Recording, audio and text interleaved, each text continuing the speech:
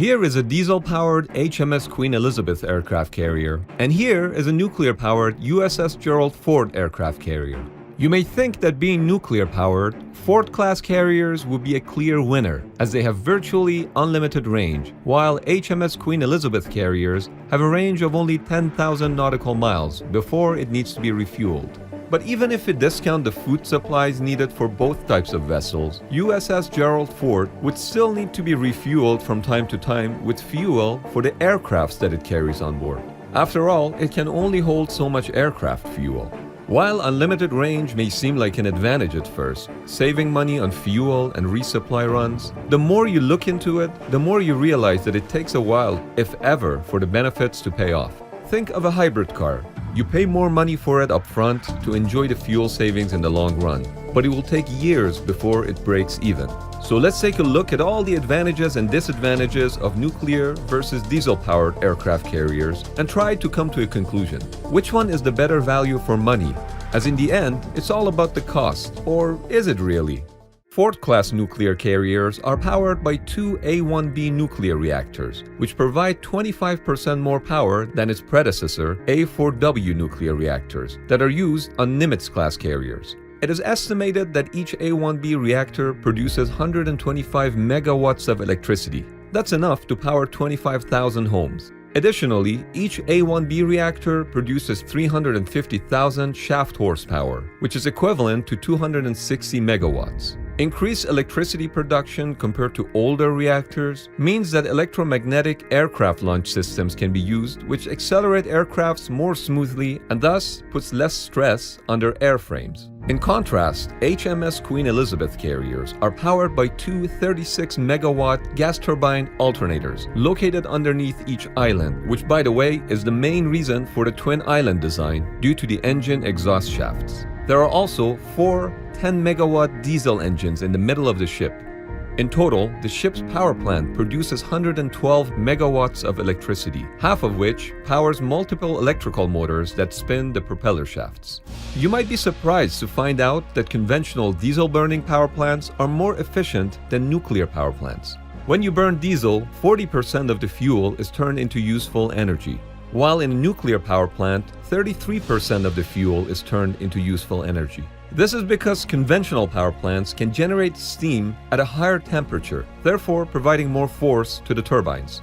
But efficiency is not that important when it comes to nuclear power plants, as nuclear fuel is much more energy dense. If you were to run each type of aircraft carrier with 200,000 horsepower non-stop for 1 week, a conventional carrier would require over 5 million liters of diesel fuel, while a nuclear carrier would require just 4 kilograms of enriched uranium. In other words, a nuclear carrier consumes as little as 0.00008% of the fuel that conventional carriers do. Let that sink for a second. We did too. So while on paper, nuclear propulsion is less efficient, it still provides much more power in total due to the higher energy density of nuclear fuel. In fact, Ford-class carriers have about 7 times the power available compared to HMS Queen Elizabeth-class carriers. But to be fair, the Ford-class carrier is about 67% larger than its counterpart. This energy supply is needed for new power-intensive weapon systems like railguns, as well as new generation powerful radars. Having more power also means that nuclear-powered carriers can travel faster. In fact, Ford-class carriers can travel 5 knots faster than HMS Queen Elizabeth ships. The faster the ship travels, the more apparent wind it generates, meaning it is easier for aircrafts to take off. However, in case of Queen Elizabeth carriers, wind is not a factor, as these ships don't have catapults, and they rely on F-35B aircrafts, which use short takeoff and vertical landing technology. Now to the crazy part: range, fuel tanks, and bills. HMS Queen Elizabeth weighs 65,000 tons and holds 1 million gallons of F-76 marine diesel for the ship and 750,000 gallons of F-44, also known as JP-5 jet fuel, for the embarked aircrafts.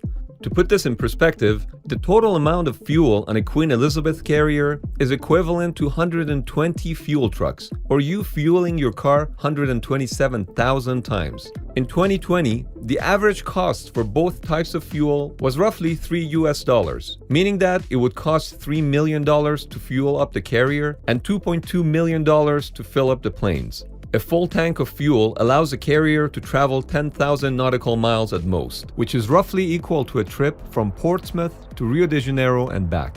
During operations, aircraft carriers, whether nuclear-powered or diesel-powered, will consume a lot of aviation fuel, meaning that both types of carriers will need to undergo replenishment at sea at frequent intervals. Moreover, aircraft carriers almost always travel with escort ships, which are diesel-powered, meaning that there is always a need for fuel tankers. The Royal Navy's Tide-class tanker can replenish Queen Elizabeth-class ships simultaneously with jet fuel and marine diesel through the rigs on the carrier's port side.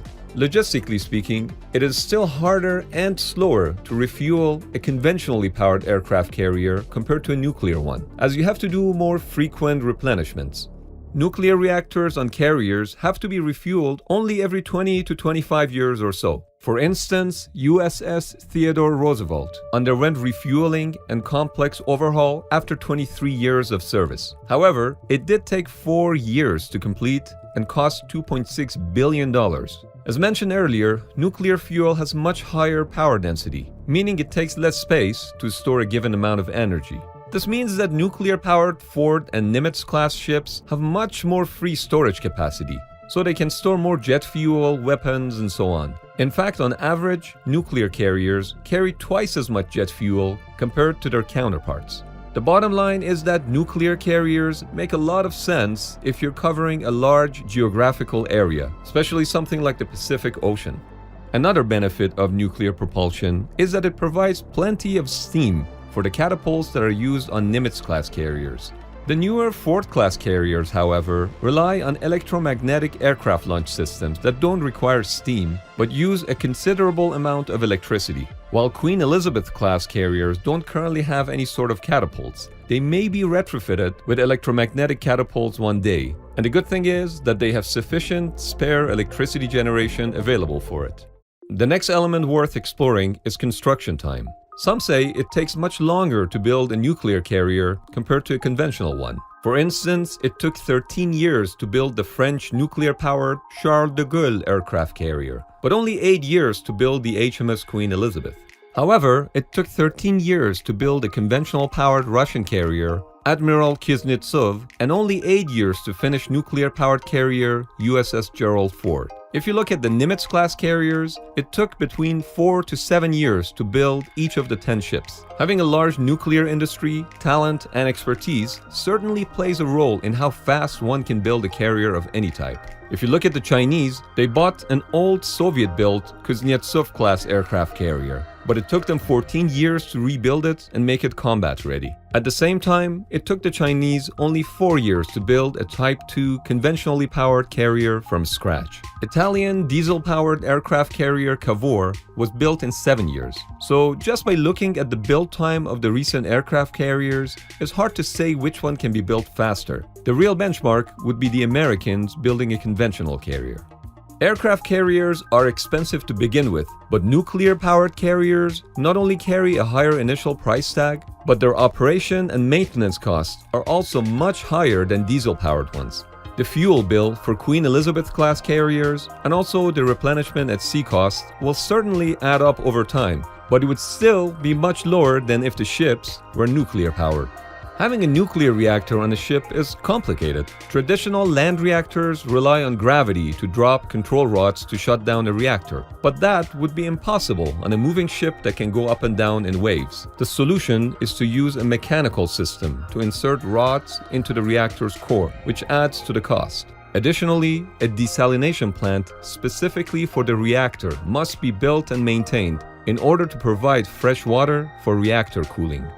Some say that nuclear-powered carriers are greener as they don't produce any CO2, but they do produce nuclear waste, and the disposal of nuclear waste is also a big challenge. USS Enterprise was deactivated in 2012, and it took 4 years just to defuel 8 of its reactors. Since 2018, USS Enterprise is stored in Hampton Roads until disposal plans can be determined by the US Navy. So in terms of disposing, nuclear-powered carriers are clearly at a disadvantage when compared to diesel-powered vessels. Another thing to consider is nuclear safety. Due to changes in nuclear safety standards, the French Charles de Gaulle carrier had to add extra protection all around the reactor, as the detectable radiation leakage was above the revised standards. For the US Navy, the argument can be made that nuclear power is safe.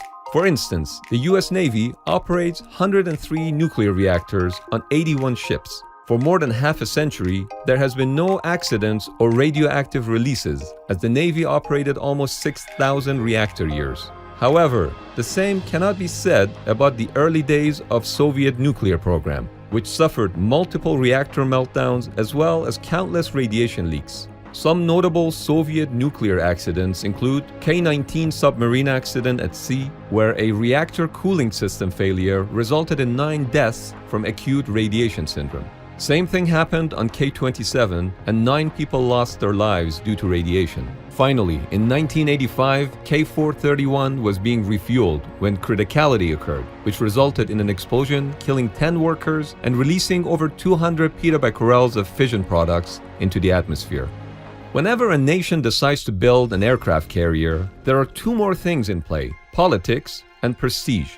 In 2019, Pentagon decided to cut aircraft fleet from 11 to 10 and retire USS Truman early instead of undergoing midlife refit, a move that would save more than $30 billion over 25 years, as the cost of refueling the carrier was pegged at $3.4 billion, and additional $1 billion would be saved each year by not operating the carrier and its air wing. Congress was outraged by such a proposal, and soon thereafter, President Trump ordered the US Navy to keep USS Truman. American supercarriers are unique icons of military power that project dominance in the international waters. No matter the cost, they are not going anywhere anytime soon.